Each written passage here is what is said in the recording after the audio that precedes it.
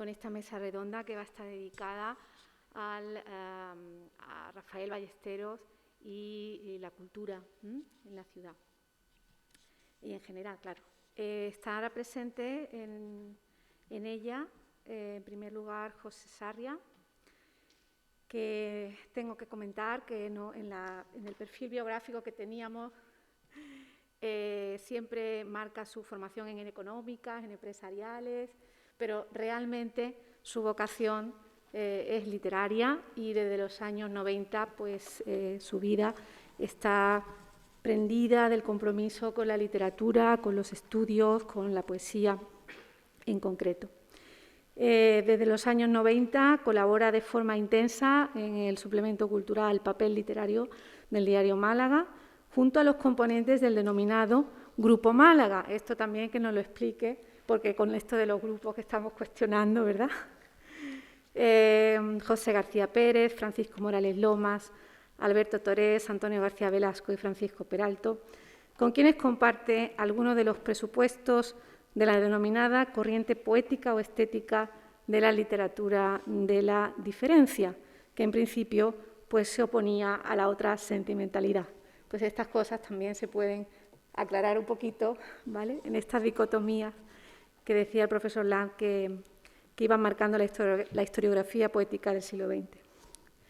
Trabajó como miembro de la Junta de Gobierno del Ateneo de Málaga del año 94 al año 96 y pertenece a la Asociación Andaluza de Escritores y Críticos Literarios del año 95 a 2010, a su Junta de Gobierno desde 2000 a 2010 y también a la Asociación Colegial de Escritores de España de 1997 a 2010, sección Andalucía, de la que es secretario de su Junta de Gobierno. Son importantes sus trabajos y contribuciones en el campo ensayístico, siendo coautor de la antología de poesía andaluza contemporánea Poesía andaluza en libertad, una aproximación antológica a los poetas andaluces del último cuarto de siglo, así como sus investigaciones tendentes a recuperar el legado de la literatura sefardí y de sus autores contemporáneos. Igualmente, destacan sus estudios acerca de la neoliteratura española en el Magreb, literatura hispano-magrebí, siendo coautor de una de las más destacadas antologías actuales sobre este fenómeno, la Antología Contemporánea de Literatura Hispano-Magrebí, publicada en Calle del Agua. ¿Qué tengo yo en mi mesa allí? Perfecto. Bueno, también nos acompaña esta mañana José Antonio Mesa Toré, que bueno, también nace de esta universidad, así que estamos muy contentos de que esté hoy aquí. Fue profesor con nosotros y, como todos saben, en la actualidad está al frente del Centro Cultural Generación del 27. También es asesor literario de la revista Litoral desde finales de los 80 y codirector de la colección poética La Lámpara Verde, así como de la revista Puente de Plata, El Maquinista de la Generación. Como poeta, a que todos también conocemos, pues tenemos títulos como En viento y en agua huidiza, El amigo imaginario, que ganó el premio Rey Juan Carlos y con el que se adscribe a la poesía de la experiencia. También cuenta con la novela El altivo camarero, que fue finalista en un premio, el Premio Planet, en 1995. En 2016 ganó el Premio Internacional de Poesía Ciudad de Melilla por su obra Exceso de buen tiempo, que fue publicada en 2017 por Visor Libros. Su obra ha sido incluida también en antologías recientes de la poesía española contemporánea, como Fin de siglo, de Luis Antonio de Villena, y Poesía española reciente, de Juan Cano Ballesta, de 1980 al año 2000. Yo creo que por su papel al frente del Centro Cultural del 27, donde Rafael también estuvo ligado en sus inicios, pues justifica su presencia y será muy enriquecedor el diálogo que establezcan entre los tres. Muchísimas gracias.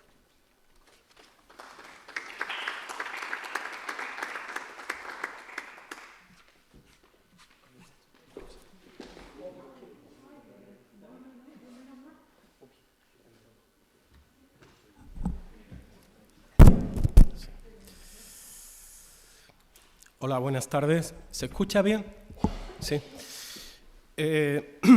Bueno, no quiero ser impertinente, pero tengo que hacer una apreciación que no es la primera vez que hago, y es que la Wikipedia puede ser, a veces,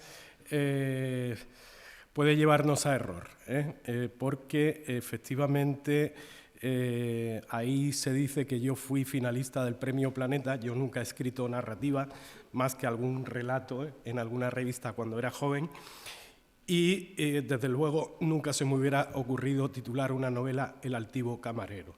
O sea, que no, es un dato falso que alguien introdujo en ese relato de lo que ha sido mi trayectoria hasta ahora. Dicho esto, quiero decir que efectivamente Rafael Ballesteros fue uno de los grandes promotores de que exista hoy, que estamos ya muy próximos a cumplir 40 años de historia, el Centro Cultural Generación del 27 en Málaga. Por lo tanto, nosotros siempre quienes trabajamos en el Centro Cultural Generación del 27, para nosotros es un orgullo y una satisfacción el poder colaborar en cualquier evento que trate sobre la obra literaria de Rafael Ballesteros y también incluso pues el poder hoy, creo que esta mesa redonda se llama Poesía y Difusión Cultural, y como digo, pues siempre también cuando hemos podido difundir la obra de Rafael Ballesteros, pues lo hemos hecho, por supuesto, con muchísimo gusto. Bien,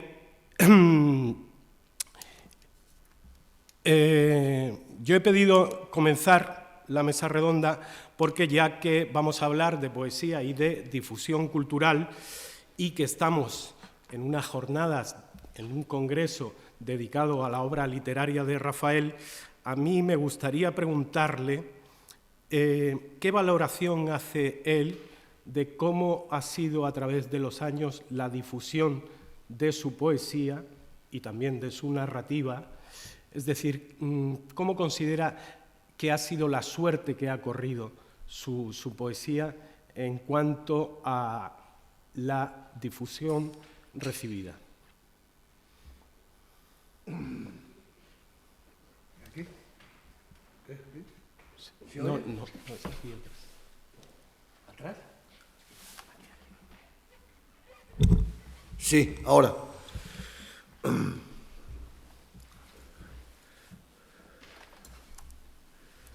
Yo como cualquier poeta, como cualquier otro poeta, y estoy rodeado de dos en este momento en la misma mesa, partimos de prácticamente el silencio, ¿no?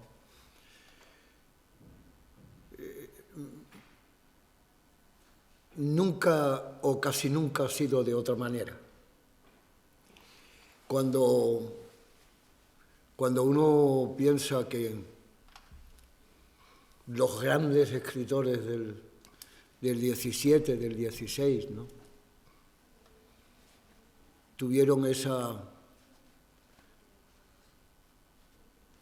recepción casi inexistente durante su vida. Y naturalmente con salvedades, ¿no? No es lo mismo la vida de Fernando de Rojas, por ejemplo, y la popularidad, que la vida de Góngora y la popularidad, o la vida de Fray Luis, de su poesía, no de su prosa, o de la propia poesía de Quevedo, y no de su prosa, ¿verdad?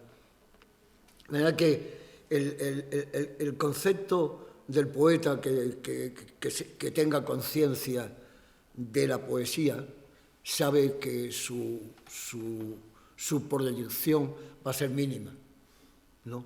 Corta, mínima.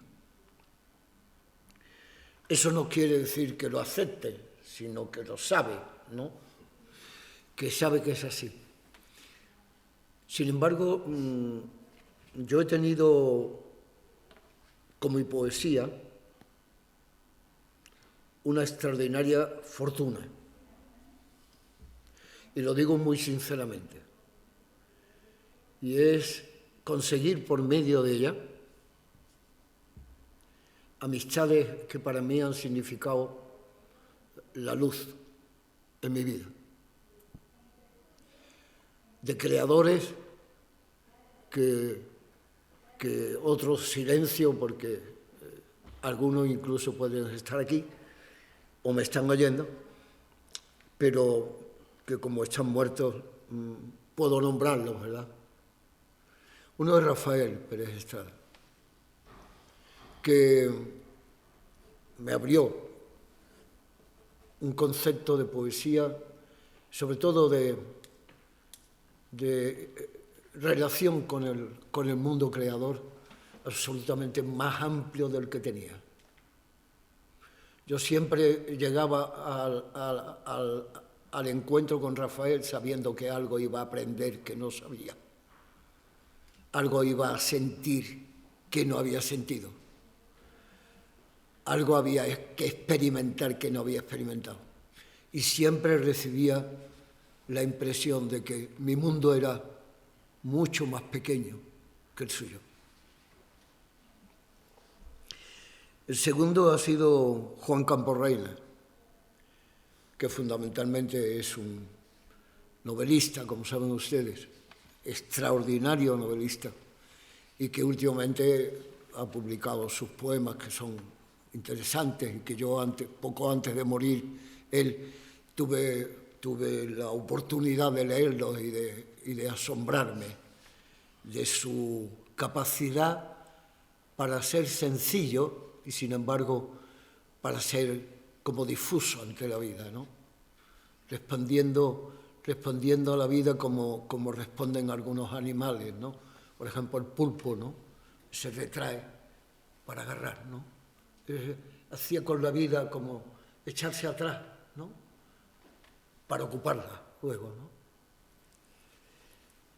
Y de él aprendí el nivel máximo de la exigencia.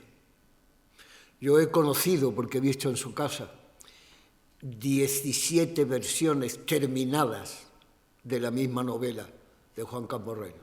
17 terminadas, no corregidas, sino terminadas. Y me apasionó con la sencillez que él explicaba que ese era el trabajo del escritor. Y a mí me parecía que yo, que me sentía como un escritor exigente y que intentaba ser riguroso, resultaba que era un pobre corrector, ¿eh? Casi un instigador de lo inmediato, ¿eh? Respecto a personas como Camporreina. Me enseñó otra cosa que quisiera decir aquí. Me enseñó una persona que sabía de su muerte desde hacía mucho tiempo, y no he visto persona con mayor dignidad que él para eso. No he visto persona con mayor dignidad. Y yo creo que es muy hermoso, tener ese ejemplo de dignidad humana, casi estoico, ¿no? Parece que la vida termina no cuando quiere tu biología, sino cuando quiere tu dignidad, con un empaque, con una solvencia, con una tranquilidad, con una limpieza. De manera que la poesía da poco público, pero en verdad muy selecto. quizá hasta pocos amigos, pero en verdad muy selectos también. Hasta que algunos compañeros muy queridos, algunas personas acaban de intervenir ahora, pues han comenzado a fijarse en mi poesía. Yo estoy conmocionado, ¿eh? Le he dicho a Lanz, yo estaba pensando, ¿cómo puedo agradecerle a este hombre el estudio de tanto esfuerzo a mi poesía? No a la poesía, sino a mi poesía. Lo he dicho algunas veces más, ¿no? De que todos los poetas que escriben tenga uno la fortuna de que una cabeza lúcida y conocedora de la poesía se detenga tanto tiempo y con tanto esfuerzo en los versos que hice. Es un asombro, ¿no? Es un asombro ante el que uno tiene que estar infinitamente agradecido, ¿no? ¿Por qué no a los demás? ¿Por qué yo? Sinceramente, ¿qué hay en mí que los demás no tengan en cuanto a amor a lo que hacen, dedicación a lo que hacen, deseo de hacerlo bien, etcétera, ¿no? Y encontré la palabra que le he dicho, que he balbuceado, ¿no? Era una aluvión de iluminaciones. Me estaba yo iluminando como esos relámpagos que eliminan el trueno, ¿no? Es más hermoso el relámpago y su luz que el trueno y su ruido y su contundencia. Lo delicado de la luz, el remalazo de luz es más fuerte que el trueno y más hermoso. Pues eso es lo que yo he sentido. Seguro que no contesto a tus preguntas, No, pero he podido tener la oportunidad, o me has dado la oportunidad de decir dos cosas que quería decir respecto a dos amigos para mí entrañables que han significado casi lo más importante de mi vida como escritor. No, creo que es hermoso que hables de personas que han sido fundamentales, según tú reconoces, para tu vida como poeta, ¿no? Entonces, hablar de los maestros, pues, es algo que honra siempre, ¿no? Sí, y termino con la esa. No tanto para mi poesía, porque la poesía de Rafael era completamente diferente a la mía, precisamente por una sencilla razón, ¿no? Que tenía muchísimo más poder de creación que yo y muchísima más imaginación que yo. Pero hablo de uno y de otro más que de vida, de actitud ante la vida, por tanto, actitud ante la literatura y tu obra, ¿no? Que de la concreción de tu poesía, ¿no? Y ya en relación a la pregunta que te he hecho, simplemente, pero tú percibes que quizás hacia esta época final ha sido cuando ha habido un reconocimiento más unánime y mayor hacia tu obra. Naturalmente, eso sin lugar a dudas, ¿no?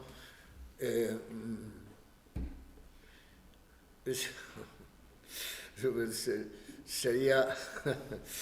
Me río de la idea que he tenido, ¿no? Pues dila, no la sabemos. Compártela. Pero ya nos reímos. Pero la recepción, lo siento de verdad, la recepción última de mi poesía es mucho más generosa que yo como poeta. De verdad lo digo, de verdad. La gente, a mí, en fin, no quiero repetirlo de nuevo, me asombra que personas que están aquí, a los que he valorado leyendo sus críticas sobre Góngora, sobre Vicente Núñez, que esa atención y esa acumulación de datos, de iluminaciones, reviertan sobre mi poesía, siempre me parece un milagro. una exageración. Yo no me merezco esto, y lo digo de verdad, no me merezco esto. Y por tanto lo siento siempre como desbordado. En eso estás equivocado, ¿eh? Que no te lo mereces, estás equivocado. Bueno, porque otro desbordamiento más. No te dejo hablar. Bueno, antes de nada agradecer muchísimo a la Universidad de Málaga, a los organizadores de este congreso, la oportunidad que nos dan de compartir, aunque sea unos minutos, con Rafael y con todos ustedes, y como no agradecer a José Antonio y a Rafael pues que me permitan estar hoy aquí con ellos. Yo, como representante de la Asociación Colegial de Escritores, en este caso de la sección autónoma de Andalucía, decir que la asociación nuestra es una asociación que se inicia con la democracia, surge en paralelo al adviento de la democracia en el año 75, 76, y la Asociación Colegial de Escritores, a la cual pertenece Rafael y de la cual de nuestra sección autónoma andaluza nos honra que sea consejero, tiene entre sus funciones la defensa de la libertad, etcétera, etcétera, pero una de ellas la difusión, la defensa de la obra y la difusión de la obra de los autores españoles, y en nuestro caso como sección autónoma andaluza de los escritores andaluces. El lema que lleva nuestra asociación es que sin autores no hay cultura. Y esto enlaza un poco, quería comentar y leer un texto muy breve, brevísimo, ¿no? Comentar al hilo de esto, porque esta es la bandera o la seña de identidad de nuestra asociación, ¿no? Defender a los autores, porque sin ellos no existe cultura. Recuerdo aquella anécdota que aconteció en Italia, en Roma, en el año 2011, creo que la mayoría lo conocen, ¿no? El momento en que Muti estaba interpretando el Nabucco delante de Berlusconi, y se produjo una situación insólita. Al terminar de interpretar pues toda la obra, parte del público pues pidió que hiciera un bis. Por lo visto Muti no es nada dado a hacer bis de este tipo, para nada. Pero en aquel momento, les leo textualmente, Muti se levanta al pedirle el público delante de Berlusconi que interpretara otra vez el Nabucco, y dice, Ricardo Muti: sí, estoy de acuerdo, porque la gente gritaba larga vida Italia, ¿no? Sí, estoy de acuerdo, larga vida Italia, pero yo ya no tengo 30 años, he vivido ya mi vida como italiano y he recorrido mucho mundo. Hoy siento vergüenza de lo que sucede en mi país. Accedo pues a vuestra petición de un bis del va pensiero, y no es solo por la dicha patriótica que siento, sino porque esta noche, cuando dirigía el coro que cantó "Ay, mi país bello y perdido", pensé que si seguimos así vamos a matar la cultura, sobre la cual se construyó la historia de Italia, y en tal caso nuestra patria estaría de verdad perdida. Yo he callado durante muchos años, ahora deberíamos darle sentido a este canto, y les propongo que se unan al coro y que cantemos todos el va pensiero. ¿Y por qué dice esto Ricardo? Dice esto Ricardo porque un ministro de Berlusconi, pocas semanas antes, había dicho textualmente: lo importante es el dinero, ya que no se pueden hacer bocadillos con la Divina Comedia. Rosa Romojaro dijo no hace mucho de tu obra, del Jacinto, que es una obra ambiciosa que enlaza con las grandes obras de la literatura, con los grandes poemas del siglo de oro español, con El Paraíso Perdido o con la Divina Comedia. Así que, Rafael, el avispado ministro no da más valor a tu obra que unas cuantas lonchas de salchichón, básicamente. O de mortadela. O de mortadela. Nuestra asociación, otras tantas instituciones como el Centro del 27 y como otras tantas y tantas que están trabajando, sí que creemos esto que decía Ricardo Muti, ¿no? Que sobre la cultura sobre la que se ha construido el pilar de lo que somos, Sin ella no somos nada, absolutamente nada. Estaríamos todavía instalados en la barbarie, estaríamos instalados en lo que fuimos, en nuestra animalidad, ¿no? Gracias a la cultura somos lo que somos. Pero no hay cultura sin autores. De ahí, digamos, la vocación de nuestra asociación de trabajar por esto.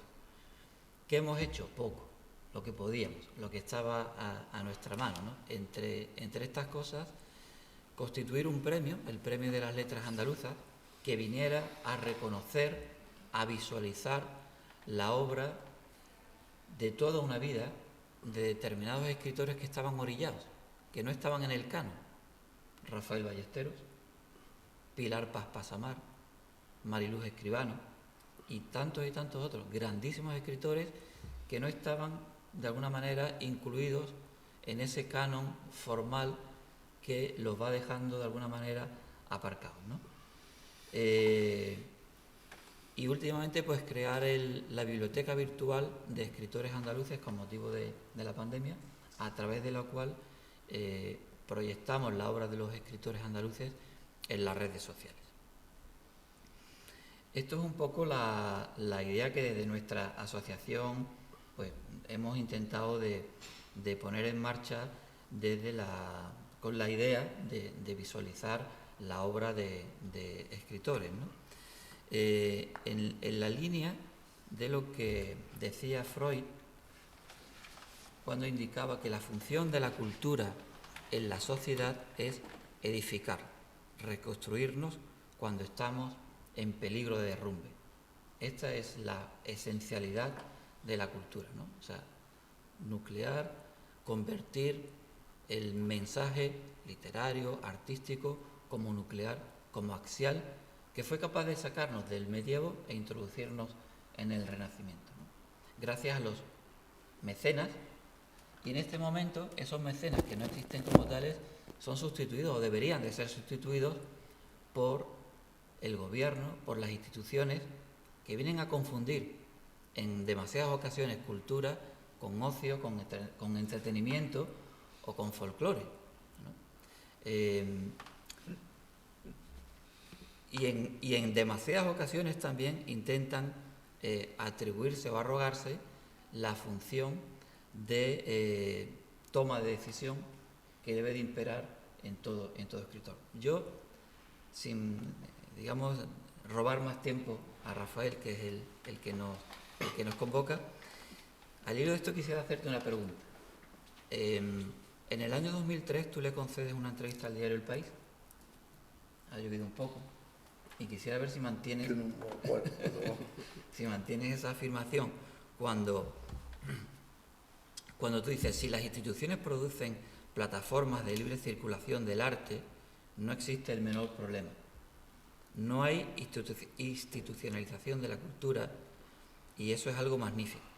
Si las instituciones hacen plataformas para mediatizar, influir, tergiversar y manipular, entonces... Sin duda. Como si lo hubiera dicho yo, ¿no? ¿Y hasta dónde crees que están las instituciones en este momento en algunos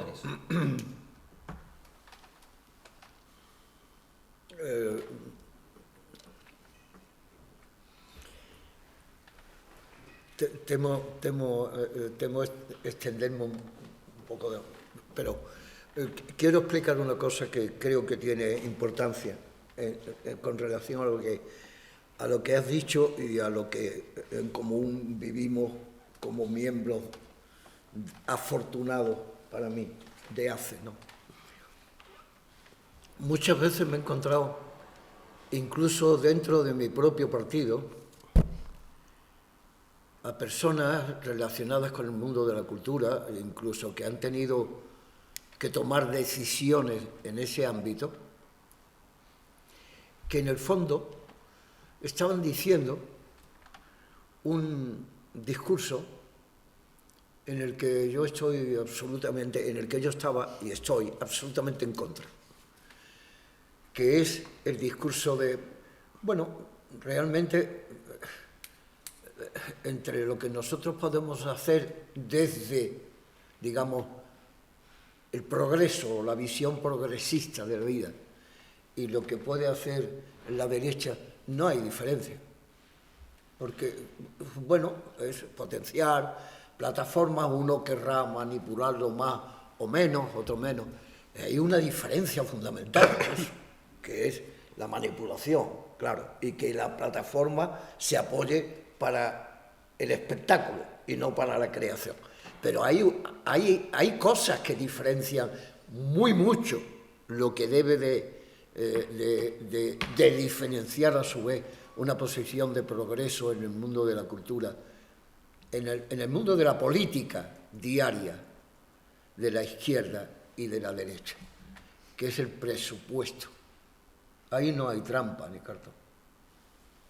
¿Qué es la cantidad de dinero que se da para cultura en ese país ahora mismo? Eso es lo que valora. ¿Se hace más que otros? Ese es el plan. Segundo tema. Es posible, yo me refería en ese momento, y hablo con toda sinceridad, me refería en ese momento incluso ante una persona que yo sabía que no le iba a gustar nada. Le decía, es posible que nuestro partido, que el Partido Socialista, haga, después de 30 años de poder en Andalucía, esta televisión en el ámbito cultural. No nos exigimos más, no somos más creadores, no somos más exigentes. Por tanto, claro que se puede hacer más. Es cuestión de dedicarse a ello, es decir, de poner dinero, como mínimo, eso, y poner atención a lo que se hace, ¿no? A que las luces que trasladan la opinión de la cultura, del progreso y de la creación, no puede construir una televisión pública que tenga este nivel y esta programación. No puede. Vamos, tiene que ser necesariamente más exigente. ¿Me vas a perdonar un inciso? Sí, claro. ¿Se oye? Sí. Al hilo de lo que estás diciendo, hay una anécdota buenísima que vivimos Paco Morales como presidente de la Asociación de Críticos y yo mismo, porque estábamos los dos junto con Julio Neira y Paulino Plata, en aquel momento consejero de Cultura de la Junta de Andalucía.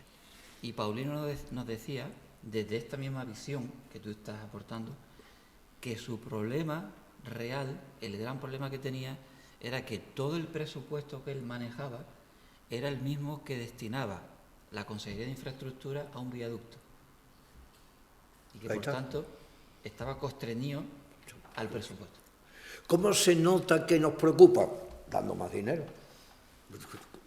Que es así, ¿no? Pero respecto al mundo de la cultura en general, ¿no? Yo soy una persona muy... Perdonen que personalice tanto, pero en fin, estoy en eso ahora.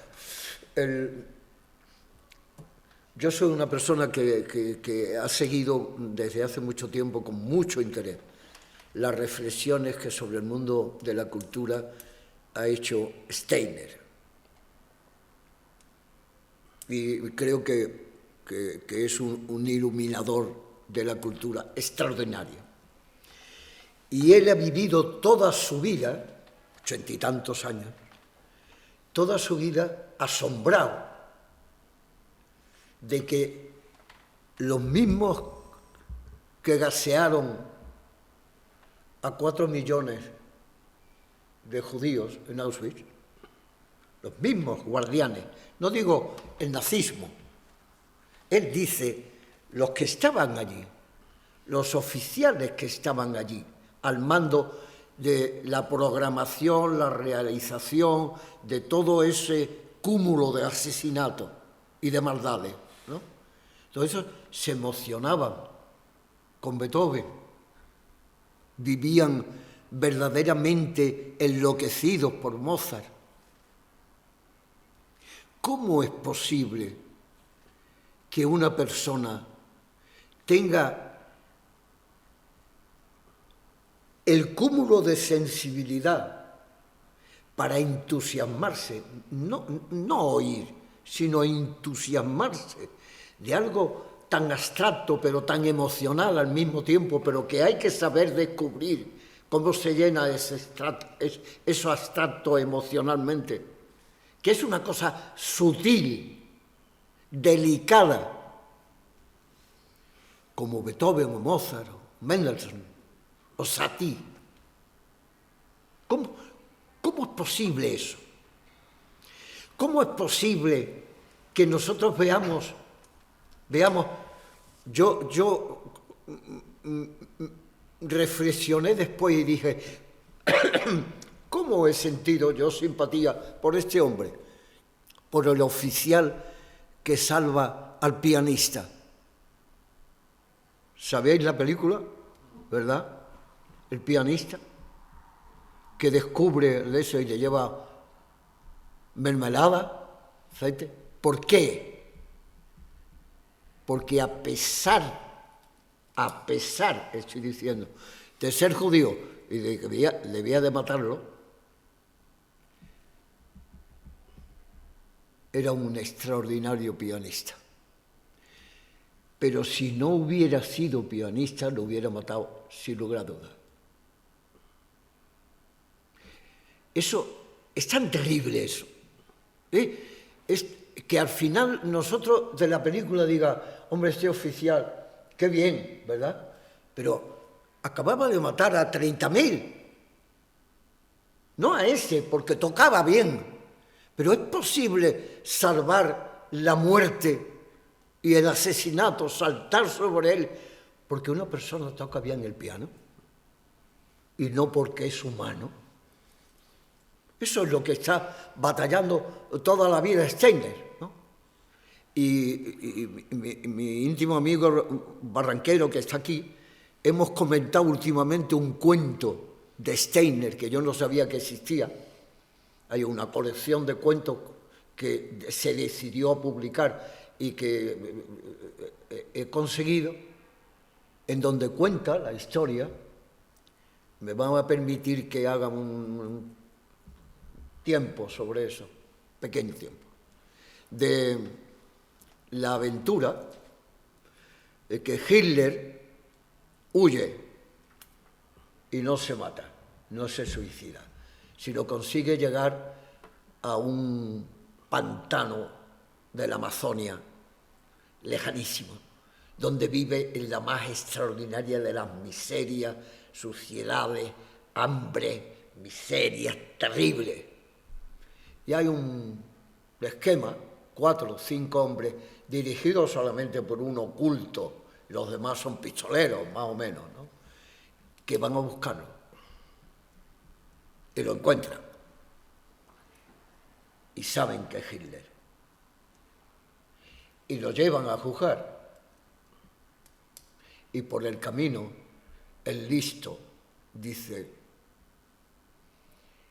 no darle la oportunidad de hablar, que no os hable, nunca permitirle que os comente algo, que diga que tiene hambre. ¿Y por qué? Que no lo diga, porque os convencerá. Es tremenda esa visión, ¿verdad? Tremenda. Lo comentamos los dos, es terrible esto respecto a la visión del hombre, ¿no? Y cómo, desde el punto de vista de Steiner, el que se salva es el sensible, que ese no va a caer en el nazismo. El que tiene una mija de cultura real y sensibilidad, es decir, el que está en el mundo de la cultura y de la creación, ese es muy difícil que sea eso. El que es espectador, sí. El que es creador también, y lo sabemos, ¿no? Hay creadores extraordinarios que han aplaudido el nazismo. Extraordinarios. Celine, Pound, un poeta tan estimable, que aquí ha estudiado su obra, como Hinojosa. nazismo, fascismo, violencia para defender lo mío y mis ideas. De manera que dice uno, bueno, pues entonces, preocúpese usted mucho de la cultura, eso es lo que debemos hacer.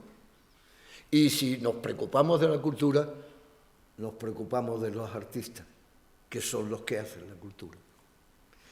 Pero que no os hable nunca. Dice, se ha quejado, dice, pero no lo oigas, que está continuamente así. Porque la palabra, como envuelve, como nos simplifica el mundo, como nos engaña de que somos importantes, de que somos los importantes en el mundo, porque tenemos la fuerza y la unanimidad y los cañones, y la potencia y la claridad, etcétera, que nos engaña, que otra vez nos engaña. Para mí, entonces, y termino, el mundo de la cultura es el mundo de la salvación y de la dignificación del hombre, sin duda alguna. En esta misma entrevista, yo voy a terminar ya con una última pregunta. En esta misma entrevista que tú hacías al País, o que el País te hace a ti, mejor dicho, en otra de las partes dices: la obra de arte es un diálogo. Mi poesía, sin muchos lectores, se vacía de contenido. Cuando tiene muchos lectores es cuando está viva, porque tiene muchas sensibilidades encontrándose con ella. Un poema metido en el cajón. ¿Perdón? ¿Un poema? Metido en el cajón no es poema todavía. Y si se queda en el ámbito de la provincia, es una poesía pobre.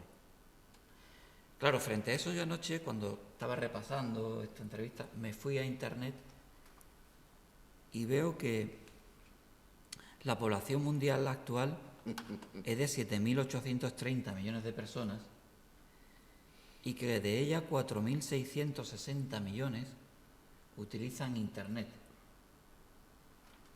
Tremendo. Entonces, ¿no piensas que la cultura o la difusión cultural se está quedando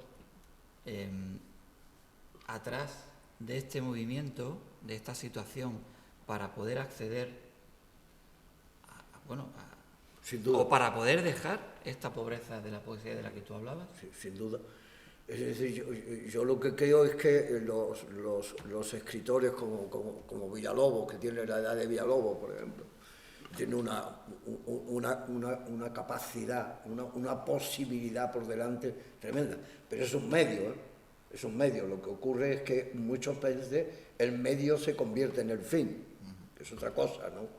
Es decir, claro que lo que nos posibilita las nuevas técnicas es extraordinariamente más importante que la capacidad que teníamos nosotros de llegar con un libro, ¿no? Nosotros publicamos 90.000 libros al año en España, pero 90.000 libros, de los cuales 24.000, es decir, la tercera parte, son de creación.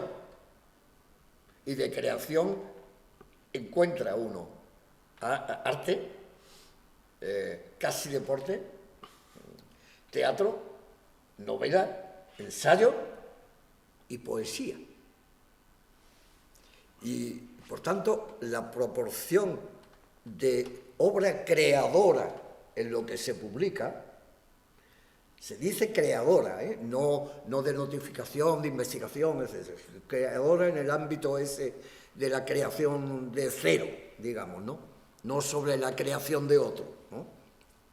Se queda en la poesía se quedará en el 10%, 8%, de ese 24% que es de creación.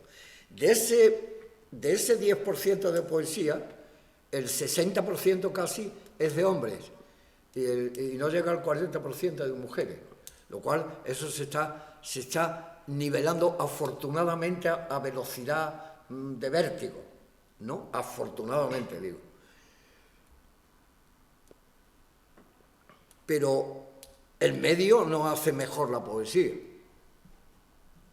Lo mismo que la técnica no hace mejor el poema. Pensamos muchas veces que la técnica, cuando escribimos, que la técnica de alguna manera está en el subconsciente. La técnica de tantos años de escribir me salvará. No, nunca. Nunca. Si uso la técnica para salvarme, estoy usando no ya de la técnica, sino del truco que puede dar la técnica, de la cocinilla que produce el potaje y no el buen plato alimentario y creador. Y tenemos, se lo digo a Villalobos, tiene que usar con mucho cuidado los medios, eso, ¿no? Con mucho cuidado. Y no, desde luego no caer en lo fácil, pero no caer en eso que yo no sé si vosotros lo habéis sentido, ¿no? En el fondo, este poema lo puedo terminar porque tengo técnica para eso. Llevo ya muchos años dedicado a eso. Y yo sé perfectamente que esa es la trampa del escritor pequeño. Este poema no lo termino porque no sé terminarlo. Argumentalmente por dentro, humanamente por dentro, no sé cómo terminar esa emoción. No encuentro las palabras que hirvanan emoción, música, creación, intensidad, significación, mensaje, solidaridad, amplitud. Son muchas cosas, ¿verdad? Y dice uno, con un poco de técnica lo salvo. La técnica conduce el poema y lo puede conducir sabiamente, eliminando. Siempre el poeta estamos eliminando, ¿verdad? Afortunadamente, el que es más poeta, mejor poeta, es el que tiene muchas más cosas que eliminar. Muchos más sentimientos, historia personal, intensidad emocional interna, que le permite, este no es el camino, ni es este, ni este es el adjetivo, ni este es el verbo donde me muevo. No es exactamente eso lo que quiero decir. Ese me traiciona, no me agranda, no me mejora, no me explica, no me dice, no me incluye. Y si tengo una cobertura grande de cultura, de amor por el lenguaje, de preocupación cada vez que leo un clásico, de qué mundo lingüístico se mueve, de qué música se produce, y yo estoy diciendo eso no, pero me vienen ideas, me vienen sentimientos, me vienen palabras, me vienen música, me viene técnica. Pero lo que me tiene que servir la técnica es para eliminar el acertado en función de la marcha del poema. Esto no. Si soy muy pobre, si quiero expresar un sentimiento pobre, me sobran las palabras. Si tengo técnica, sobran las palabras. Si quiero hacer algo verdaderamente creador, siempre me tienen que sobrar mucho.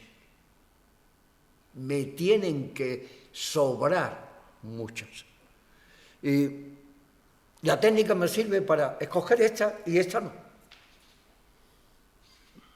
Y para que la consecuencia que produce esta elección me obliga a otra inmediatamente después, que sea coherente con las anteriores.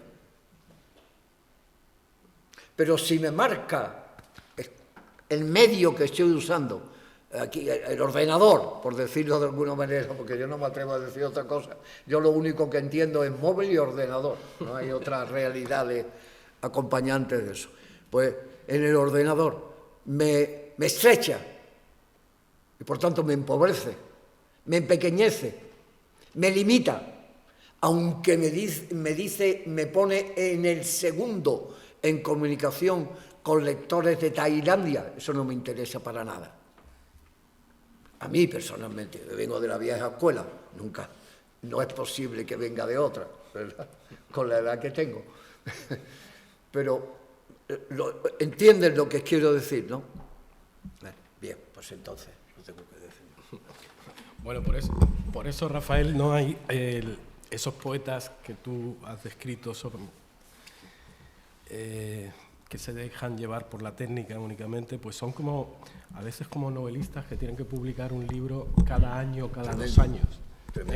Sin embargo, el poeta creador del que tú estabas hablando, yo creo que cuando tiene un libro para publicar es porque ha sentido una necesidad muy profunda de escribirlo, ¿no? Sería la gran diferencia, sí. ¿No? Lo que ocurre es que, siendo, creo, exigente, digamos, estando obsesionado por la exigencia, resulta que ahora, con la edad que tengo, es cuando estoy escribiendo más. ¿Y cómo es posible eso?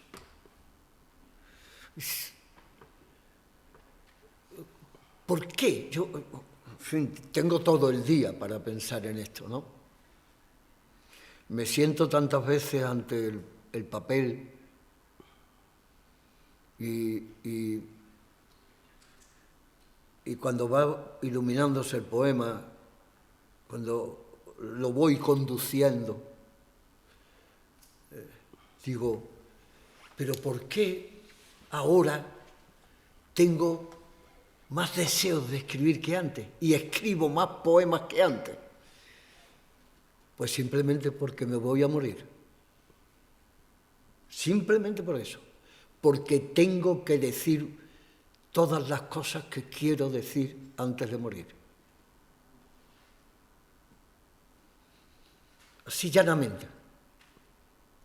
Es decir, que tiene uno más necesidades de hablar y de expresarse cuando tiene menos tiempo. Y cuando tiene menos medios intelectuales, menos medios intelectuales para buscar expresiones acertadas, para tener más mundo donde escoger con la técnica. Cuando uno es más pobre es cuando tiene que querer ser más rico. Cuando uno necesita la mesura, la tranquilidad, la ponderación, la dignidad de la distancia, está uno con cierta ansiedad. A ver si termino este poema, a ver si termino este libro. Todavía tengo que decir algo más.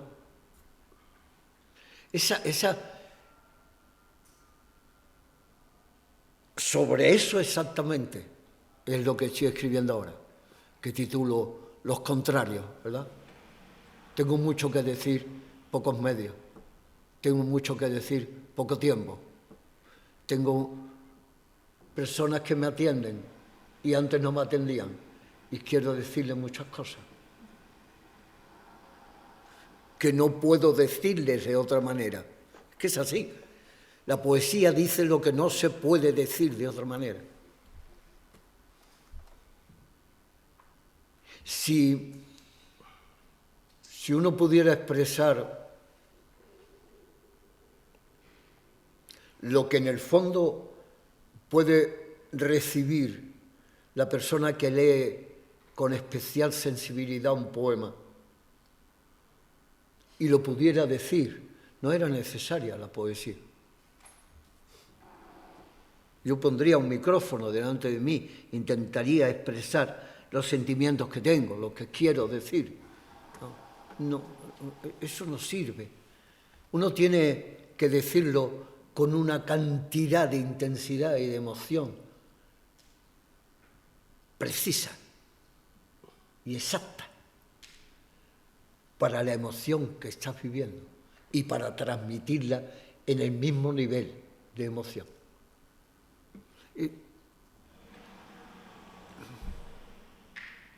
quieres ser más rico cuando eres más pobre. Necesitas el tiempo que ya no tienes. No es un drama, ¿eh? Os lo digo absolutamente de verdad, no es en absoluto un drama, pero esa es la situación. Y dice uno, bueno, pues lo digo deprisa. No me interesa lo que digas deprisa, lo que digas como si fuera una bardija en vez de hacer una joya. No me interesa. Yo no quiero un reloj que se pare, yo quiero un reloj que ande, pero además que sea agradable cada vez que lo miro, ¿verdad?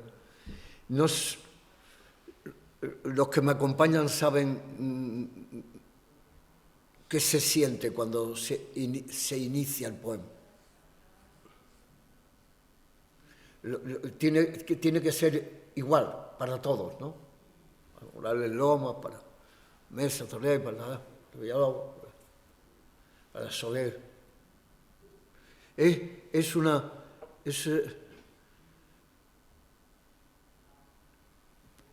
Por lo menos en mi caso.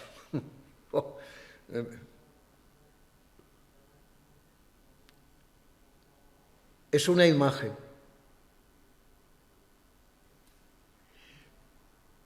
Pero es una imagen con palabras que no dejan de ser imagen. No es... me he detenido en algún momento hablando de eso, en alguna otra ocasión. No es el mar, la imagen del mar limpio, azul, maravilloso, plano, de esas tardes de septiembre, malagueñas, ¿no? No es eso el inicio del poema, el sentimiento sobre eso, si ese sentimiento no se formula ya con un inicio de palabras. Hoy la calma es azul. O sea, ese es el principio. ¿Eso vale? No, pero azul sí, azul. El azul que... etcétera. Ese es y encontrar ese inicio caliente, sincero, verdadero, profundo, humano, de intensidad y comunicación. Estoy sintiendo y lo estoy comunicando. Estoy sintiendo, lo estoy comunicando. Qué alegría, ¿verdad? No lo estoy sintiendo, me estoy callando. Lo estoy sintiendo y lo estoy ocultando. Lo estoy sintiendo y lo estoy empobreciendo. No. Lo estoy sintiendo, lo estoy potenciando, lo estoy agrandando, lo estoy expresando, lo estoy comunicando, lo estoy diciendo. Y el mundo es más amplio, el mundo es más grande, el mundo es más bello. Yo soy más joven, todo es más hermoso. Esa sensación es tan maravillosa. ¿Quién no desea tener esa sensación? Conviértanse de ustedes todos en poetas, por favor, todos. Inténtenlo. Rafael, ¿y es la misma que cuando eras joven, esa sensación? No, cuando era joven estaba hecho un lío. Y mi vida era tan pobre, tan mísera, tan pequeña. Lo único grande que yo sentía con 15 años es ganas de amar a las chicas que me gustaban, que eran casi todas. Y no podía amar a ninguna. Ni comunicarme siquiera. Solo desear. Era tremendo. El mundo era cercenante. No. Pero hombre, un poco de... no. Pero quizá... no. No había piedad de ningún tipo. Y eso de que el joven o el niño que se dice, ¿no?, cree que el mundo es fáctico, que así es el mundo y es siempre. No, ¿qué va? ¿Qué va? Yo sabía que estaba perdiendo vida a raudales, perdiendo experiencias, amores, acercamientos, abrazos, vida, a raudales. Quiero leer eso, no se puede. Quiero amar eso, no se puede. Quiero hablar con ella, no es posible.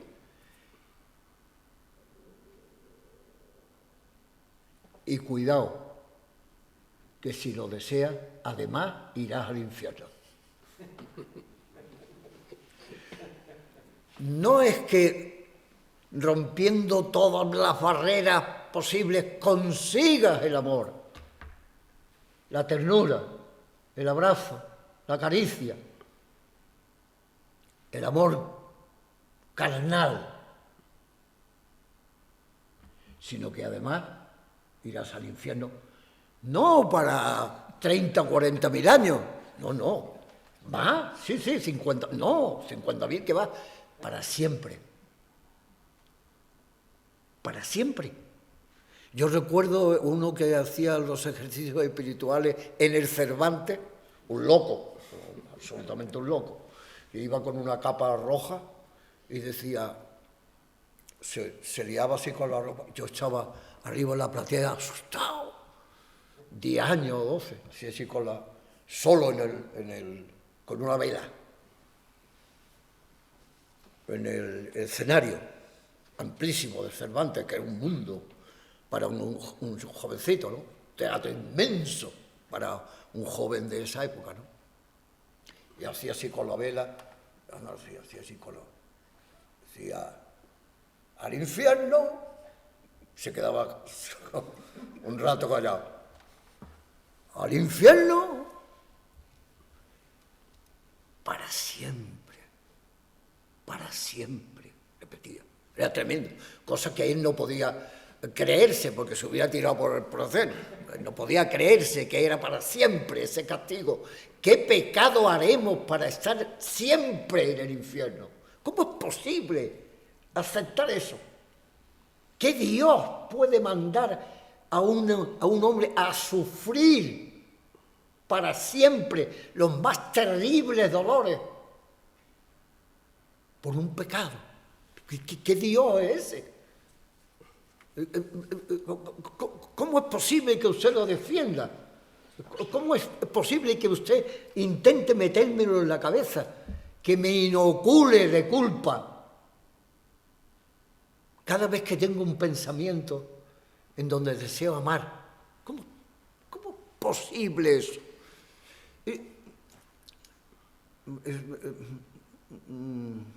Estoy hablando demasiado. Sí, estoy hablando demasiado. Ya habrá por favor. Estoy echando un meeting. Esto es un meeting.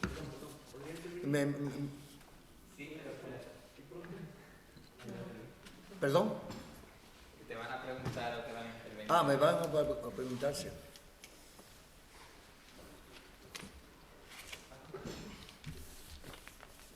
Esto ya termina ahora. Pues ellos no han intervenido nada. No me gusta a mí eso. Hay que hablar así. Bueno, Rafael. Pues he hablado demasiado. Sí, no te preocupes. Muchísimo también. Está estupendo que hables demasiado, Rafael. Está estupendo. Digo que está estupendo que hables demasiado. ¿Perdón? Que está estupendo que hables demasiado. Bueno, te voy a hacer una pregunta, pero antes voy a hacer un comentario. Al respecto de que cómo es un Dios puede decir, ¿no? Eso no, tal. Pues entre los musulmanes, Dios tiene 99 nombres. Entre los musulmanes, sí, entre los musulmanes, al respecto de lo que hablaba de Dios, para los musulmanes el mismo Dios que para los cristianos tiene 99 nombres. Algunos de ellos son el vengador, el castigador. Te haces una idea, ¿no? Bueno, y al respecto de lo que decía antes de que ahora tiene más tiempo, tuve la ocasión de escuchar una vez a Luis Buñuel cuando yo tenía 20 y pocos años, el ya octogenario, famoso por sus gustos por hacer cócteles, no sé si sabíais ese detalle. Tuve la ocasión de verlo una vez cuando yo hacía teatro en Sitges, que él estaba invitado, total. Y haciendo un cóctel, alguien le preguntó algo y dijo: lo mejor de mi edad, que ya tenía 80 y pocos años, 80 y tantos, lo mejor de mi edad es que ya no tengo apetito sexual y eso me deja pensar en otras cosas. Es decir, que aparte de lo que tú dices de que ya te miman, te cuidan, también es cierto que tú ya la energía que te queda lo quieres para lo que lo quieres, que es para escribir. La pregunta, retomando el asunto de poesía y difusión cultural. No sé si cuando te retiraste de la política te quedaron ganas de ver la sesión de control al gobierno por la televisión. No te quedaron. Por ahí va mi pregunta, porque yo tuve la ocasión, alguna mañana de verlo, todavía estaba en activo yo, antes de jubilarme, y tuve una mañana la ocasión de ver al amigo Labordeta intervenir. Entonces, tú sabes que Labordeta, aparte de cantautor, era poeta, era difusor cultural, y la pregunta es, tú como hombre político y como poeta, esas dos vertientes, si tuviste la oportunidad de ver a Labordeta allí en el estrado, ¿qué impresión te daba? ¿Te viste retratado alguna vez? ¿Qué impresión te dio Labordeta como poeta, como cantautor, haciendo gestión política?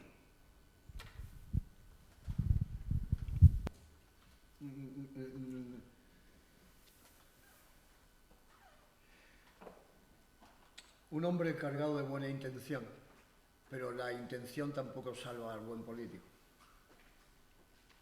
Lo mismo que no salva al buen poeta. Con buena intención no se hace buena política. Él tenía una intención magnífica, una capacidad para expresarlo con mucha simpatía, con mucha naturalidad. Perdón, Rafael, él entró después de tu... ¿Perdón? ¿No? Él entró en la política cuando tú ya estabas fuera, ¿no? ¿O coincidiste? No, yo coincidí en el... Y además, como yo había hecho un trabajo sobre su hermano, Miguel, pues él estuvimos en Zaragoza una vez hablando sobre el hermano y él decía que el hermano pues había agradecido mucho que alguien se acordara de él en una crítica. Hicimos una amistad, era profesor de historia en institutos y por tanto cuando yo lo vi en el Congreso, pues claro, no hablamos porque no existía, no existió la posibilidad, pero sí que lo oía con atención cuando intervenía, ¿no? Y claro, él se situaba, no quiero detenerme mucho en eso porque yo quiero hablar poco de política, lo menos posible, pero él se situaba en la formulación de deseo, en la formulación de deseo. Y en la formulación de deseo eran tan totales, tan imposibles prácticamente de llevar a cabo, gobernar a quien gobernara, porque no había medios para tantos deseos, que pasaba de ser un político a un deseante. ¿Tú entiendes la diferencia, no? Pero lleno de buena voluntad. Es decir, él pedía lo que creía que tenía que pedir, en abstracto y en concreto para Aragón, aunque él pensaba prácticamente casi exclusivamente en Aragón, ¿no? Porque su partido era de un ámbito exclusivamente geográfico, exclusivamente concreto, ¿no? Concreto. Pero con relación a lo que yo he hecho, perdón, ¿qué hora es? La de comer, pues entonces vamos a comer, que parte de la vida es necesario.